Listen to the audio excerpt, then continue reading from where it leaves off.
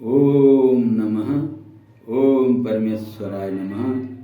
ओम तत्सत्। ओम नमो भगवते वासुदेवाय। श्रीमद्भागवत महापुराणं प्रथमस्कन्धः अथ प्रथमोऽध्यायः। श्री सूत जी से शौनकादि ऋषियों का प्रश्न। मंगलाचरण। जन्मादशयत्वन्वयादितरतश्चार्थेषु विज्ञः स्वराट् तेने ब्रह्महृदायादिकवये मुह्यन्ति यत्सूरयः। तेजो वारिमृदां यथा विनिमयो यत्र त्रिसर्वो मृषा धाम्ना स्वेन सदा निरस्तकुहकं सत्यं परं धीमहि।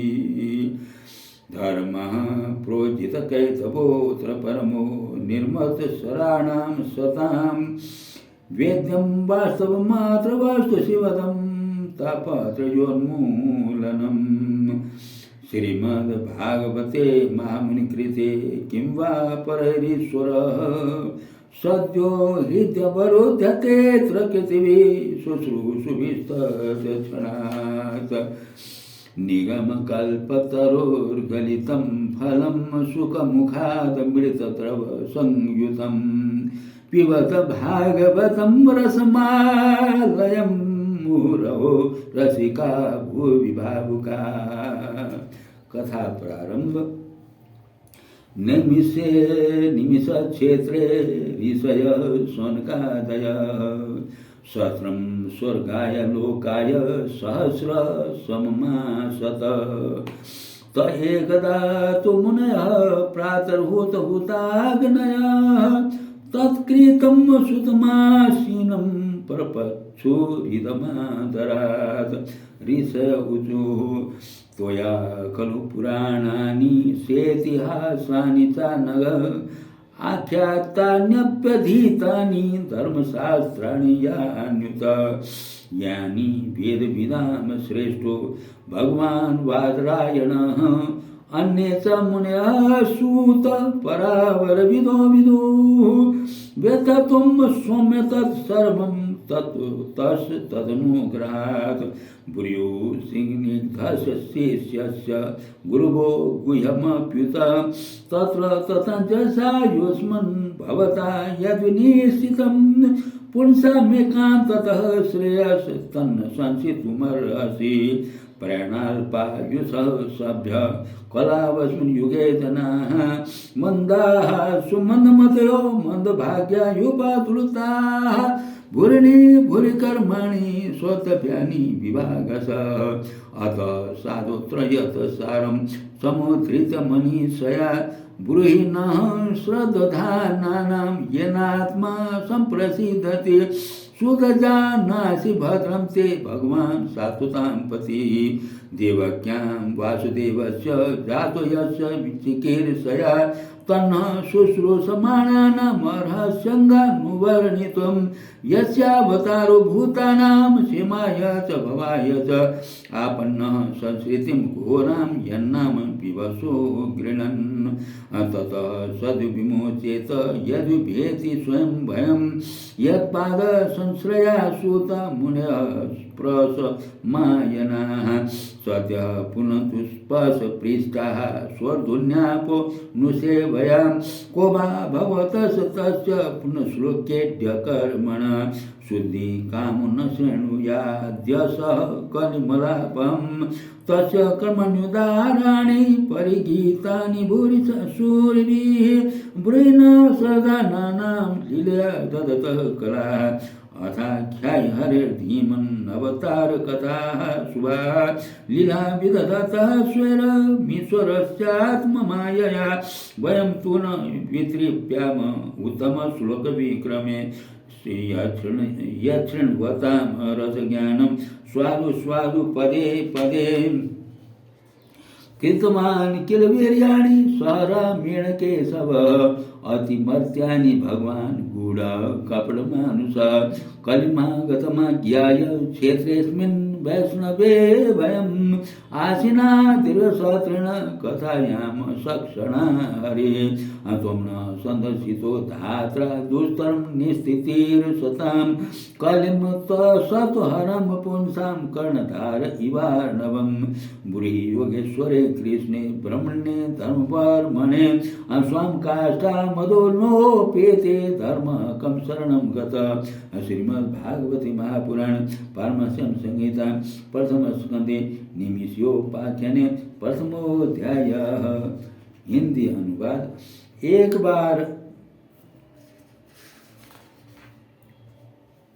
मंगलाचरण जिससे इस जगत की सृष्टि स्थिति और प्रलय होते हैं, क्योंकि वह सभी सद्रूप पदार्थों में अनुगत है और असत पदार्थों से पृथक है, जड़ नहीं चेतन है, परतंत्र नहीं स्वयं प्रकाश है, जो ब्रह्मा अथवा हिरण्यगर्भ नहीं प्रत्युत उन्हें अपने संकल्प से ही जिसने उस वेद ज्ञान का दान किया है, जिसके संबंध में बड़े बड़े विद्वान भी मोहित हो जाते हैं, जैसे तेजोमय सूर्य रश्मियों में जल का जल में, स्थल का और स्थल में जल का भ्रम होता है, वैसे ही जिसमें यह त्रिगुणमयी जागृत स्वप्न सुषुप्ति रूपा सृष्टि मिथ्या होने पर भी अधिष्ठान सत्ता से सत्यवत प्रतीत हो रही है, उस अपनी स्वयं प्रकाश ज्योति से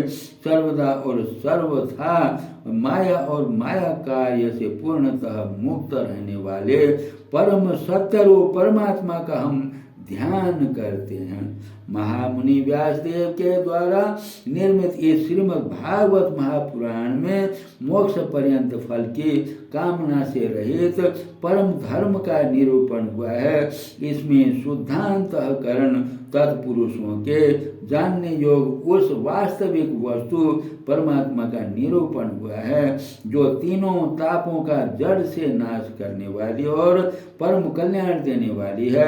अब और किसी साधन या शास्त्र से क्या प्रयोजन, जिस समय भी सुकृति पुरुष इसके श्रवण की इच्छा करते हैं, ईश्वर उसी समय अविलंब उसके हृदय में आकर बंदी बन जाते हैं। रस के मर्मज्ञ भक्तजन, यह श्रीमद् भागवत वेद रूप कल्प वृक्ष का पका हुआ फल है। श्री सुखदेव रूप तोते के मुख का संबंध हो जाने से यह परमानंदमयी सुधा से परिपूर्ण हो गया है। इस फल में छिलका, गुठली आदि त्याज्य अंश तनिक भी नहीं है। यह मूर्तिमान रस है। अब जब तक शरीर में चेतना रहे, तब तक इस दिव्य भगवत रस का निरंतर बार बार करते रहो। यह पृथ्वी पर ही सुलभ है। कथा आरंभ। एक बार भगवान विष्णु एवं देवताओं के परम पुण्यमय क्षेत्र निमिषारण्य में शौनक आदि ऋषियों ने भगवत प्राप्ति की इच्छा से सहस्र वर्षों में पूरा होने वाला एक महान यज्ञ का अनुष्ठान किया। एक दिन उन लोगों ने प्रातःकाल अग्निहोत्र आदि नित्य कृत्यों से निवृत्त होकर सूत जी का पूजन किया और उन्हें ऊंचे आसन पर बैठाकर बड़े आदर से यह प्रश्न किया। ऋषियों ने कहा, सूत जी, आप निष्पाप हैं। आपने समस्त इतिहास, पुराण और धर्मशास्त्रों का विधि पूर्वक अध्ययन किया हुआ है तथा उनकी भली भांति व्याख्या भी की है। वेद वेदताओं में श्रेष्ठ भगवान बादरायण एवं भगवान के सगुण निर्गुण रूप को जानने वाले दूसरे मुनियों ने जो कुछ जाना है, उन्हें जिन विषयों का ज्ञान है, वह सब आप वास्तविक रूप से जानते हैं। आपका हृदय बड़ा ही सरल और शुद्ध है। इसी से आप उनकी कृपा और अनुग्रह के पात्र हुए हैं। गुरुजन अपने प्रेमी शिष्य को गुप्त से गुप्त बात भी बता दिया करते हैं। आयुष्मान, आप कृपा करके यह बतलाइए कि उन सब शास्त्रों, पुराणों और गुरुजनों के उपदेशों में कलियुग जीवों के परम कल्याण का सहज साधन आपने क्या निश्चय किया है। आप संत समाज के भूषण हैं। इस कलियुग में प्राय लोगों की आयु कम हो गई है। साधन करने में लोगों की रुचि और प्रवृत्ति भी नहीं है। लोग आलसी हो गए हैं। उनका भाग्य तो मंद है ही, समझ भी थोड़ी है। इसके साथ ही वे नाना प्रकार की विघ्न बाधाओं से घिरे हुए भी रहते हैं। शास्त्र भी बहुत से हैं, परंतु उनमें एक निश्चित साधन का नहीं, अनेक प्रकार के कर्मों का वर्णन है। साथ ही वे इतने बड़े हैं कि उनका एक अंश सुनना भी कठिन है। आप परोपकारी हैं। अपनी बुद्धि से उनका सार निकालकर प्राणियों के परम कल्याण के लिए हम श्रद्धालुओं को सुनाइए, जिससे हमारे अंतःकरण की शुद्धि प्राप्त हो सके। प्यारे सूत जी, आपका कल्याण हो। आप तो जानते ही हैं कि यदुवंशियों के रक्षक भक्त वत्सल भगवान श्री कृष्ण वासुदेव की धर्मपत्नी देवकी के गर्भ से क्या करने की इच्छा से अवतीर्ण हुए थे, हम उसे सुनना चाहते हैं। आप कृपा करके हमारे लिए उसका वर्णन कीजिए, क्योंकि भगवान का अवतार जीवों के परम कल्याण और उनकी भगवत प्रेममयी समृद्धि के लिए ही होता है। यह जीव जन्म मृत्यु के घोर चक्र में पड़ा हुआ है।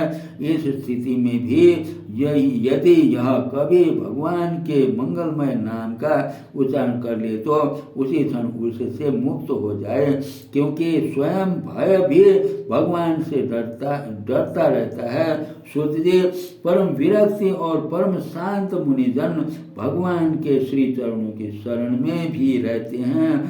अतएव उनके स्पर्श मात्र से संसार के जीव तुरंत पवित्र हो जाते हैं। इधर गंगा जी के जल का बहुत दिनों तक सेवन किया जाए तब कहीं पवित्रता प्राप्त होती है।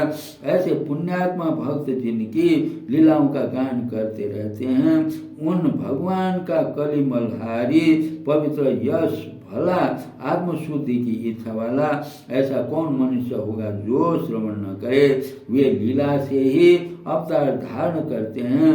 नारद आदि महात्माओं ने उनके उदार कर्मों का गान किया है। हम श्रद्धालुओं के प्रति आप उनका वर्णन कीजिए। बुद्धिमान सूर्य, सर्वसमर्थ प्रभु अपनी योग माया से स्वच्छंद लीला करते हैं। आप उन श्री हरि की मंगलमय अवतार कथाओं का अब वर्णन कीजिए। पुण्य कीर्ति भगवान की लीला सुनने से हमें कभी भी तृप्ति नहीं हो सकती, क्योंकि रसज्ञ श्रोताओं को पद पद पर भगवान की लीलाओं में नए नए रस का अनुभव होता है। भगवान श्री कृष्ण अपने को छिपाए हुए थे।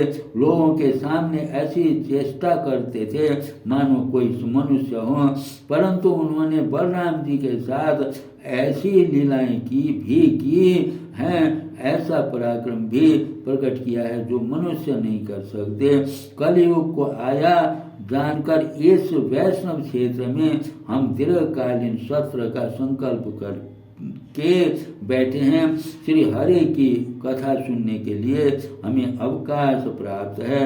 यह कलयुग अंतःकरण की पवित्रता और शक्ति का नाश करने वाला है।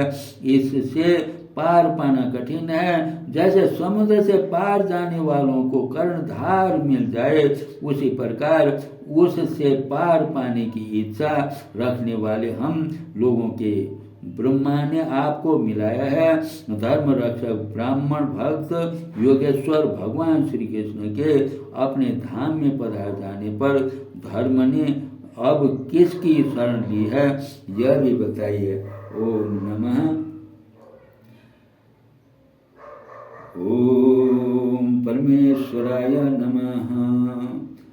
तमेव माता च पिता तमेव बन्धुश्च सखा तमेव बन्धुश्च द्रविणं तमेव सर्वं मम देव।